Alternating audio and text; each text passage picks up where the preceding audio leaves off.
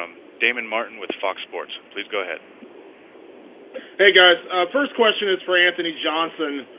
Rumble, this is, the rematch with Daniel Cormier. You fought him, basically 2 years ago. What is the biggest difference for you going into this rematch? What separates you from now versus that first fight in 2015? Well, I'm definitely not the same fighter I was 2 years ago. Every day, every week, every month, every year, I'm getting better and better. So, you'll see a different guy out there the next time you see me fight.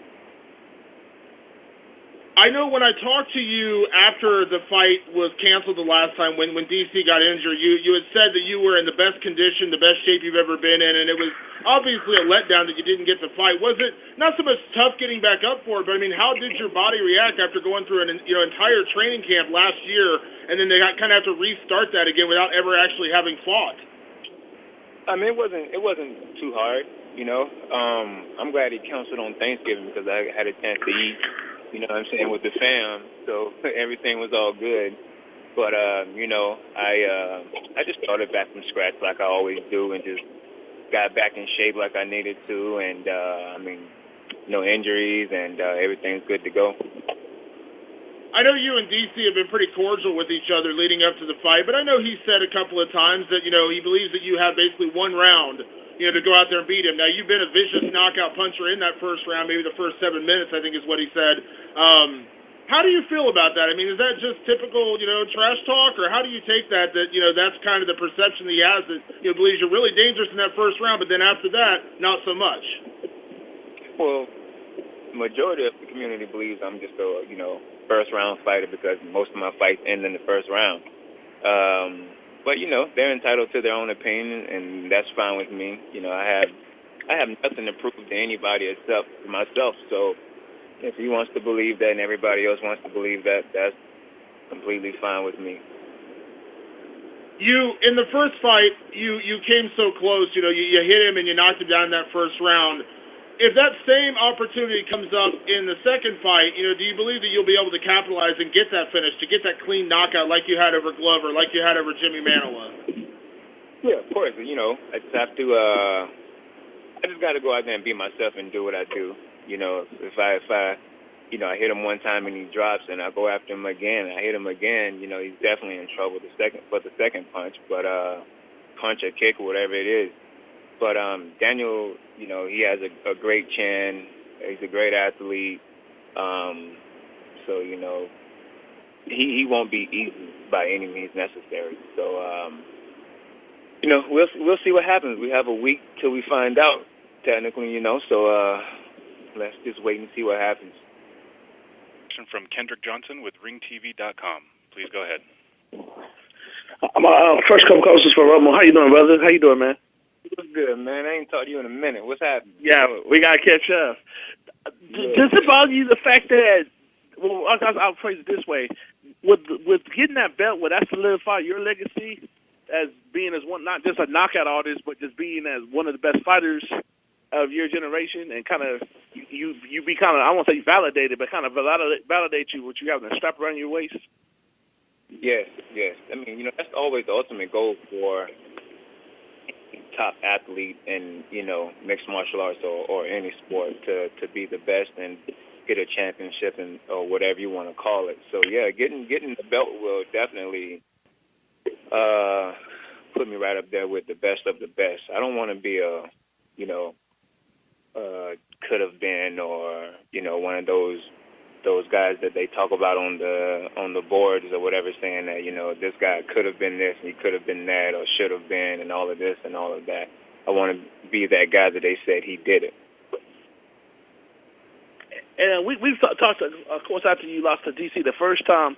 In a weird way, do you think you had to go through that? Because I remember you kind of made it like, well, it just wasn't my time, I wasn't ready. Do you kind of think you had to go through that to get to this point, to be ready to be that champion? In a weird way, looking back on it, of course, you don't want to lose, but you think in a weird way it was a blessing to get you to this point and ready for this big moment? Yeah, it definitely lit a fire under my ass to train harder and know what I needed to do to beat this guy, but he's the champ, and that's what it is, you know what I mean? Everybody trains to beat the champion and be the best, so you know, I'm just like the average person. You know, I'm going out there and, you know, I did what I had to do to prepare. So I look forward to it. But and then moving, you know, yeah, the number one contender has to get his shot. You know. Gotcha. And then moving on to Daniel and Anthony, when do you think they'll pair the winner of your fight with Jones? Do you have any thoughts on that timeline? Maybe start with Daniel. I don't know. You know, the focus is really on Anthony, man. I can't really worry about what's next, because even though I believe that the path to victory or in my favor, his one way of winning is very dangerous. You know, he could actually knock me out in no time. That's a big possibility. So I'm just worried about Anthony. Man, I can't waste my energy anymore on a guy that hasn't been around and that truly cannot be trusted to be eligible to fight. It's hard to really do that. And Anthony? Yeah, I mean, Johnny hasn't crossed my mind at all, or what's after this fight. You know, I'm focused on Daniel, and that's all I need to focus on right now. So I'll think about whoever and whatever, April 9th, maybe April 10th. Okay. And one quick question, if I could. You mentioned that you don't want to be the guy that's bad-mouthed on message boards, but I guess my question is, do you still read message boards? Who, me? Yeah, you, Anthony. Yeah, I mean, sometimes, you know, people will, you know, some friends of mine or whatever will, like, send me a link, you know what I mean, and I'll just happen to read it if I'm not doing anything. So from time to time, I'll, like, catch stuff here and there. Why does it help you, or is it a part of staying grounded? I mean, does it do something else? No, sometimes it's fun to read the stupid shit people say. So that's it. Gotcha. Thanks very much. If I can get a quick retort from Rumble regarding what DC just said. Rumble, do you necessarily agree with what DC just said about you right now? Yeah. He was telling the truth about Bader. You know, he told the truth about, you know, how long I've been in the cage since him and I have fought. So that's about the only thing that he said that was correct. Okay, so moving away from the title fights for a minute now, the light heavyweight division is kind of in a limbo with the same 3 or 4 guys fighting for the title in the past couple of years. So, Anthony, what does Jon Jones' return do to the division and for yourself? What does Jon Jones what? Jon Jones return to the octagon? Yeah, well, I mean, I haven't been thinking about Jon. That's the last person that's even crossed my mind. You know what I mean? He's just, I don't have a reason to think about him right now. I have to fight Daniel, not Jon, so I don't think about Jon. So all right, him returning or anything like that just isn't in my thought process. Whatever, you know, it's just not relevant to me right now. All right, fair enough. You've been on a tear recently. So do you go into this fight looking for retribution? And what's your mentality going into the fight, knowing that your last loss came against DC? My mentality is just go out there and do my best, man. You know, do what I have to do to win, and yeah, just be myself, do my thing. You know, the cards are gonna fall what they're supposed to, so I'm not really worried about anything. And we'll take our next question from Jeffrey Harris with 411 Media. Please go ahead. Sorry about that earlier. I was having some phone connection trouble.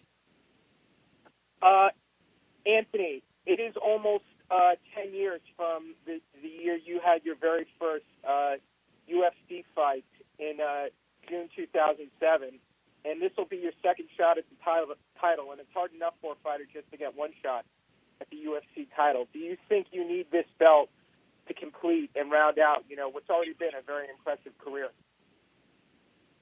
Oh, of course.